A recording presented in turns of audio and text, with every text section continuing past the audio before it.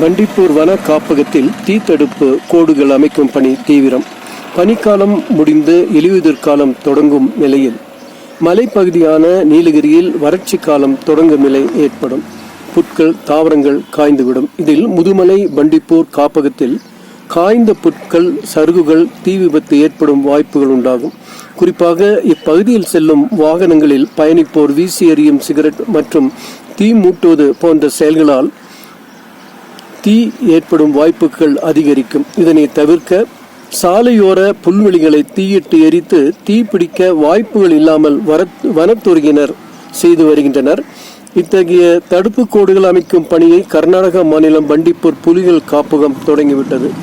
இங்கு செல்லும் தேசிய நெடுஞ்சாலையின் இரு புறமும் தீ தடுப்பு கோடுகள் அமைக்கப்படுகின்றன. அத்தோடு வேண்டாத லாண்டனா தாவரமும் அழிக்கப்படுகிறது.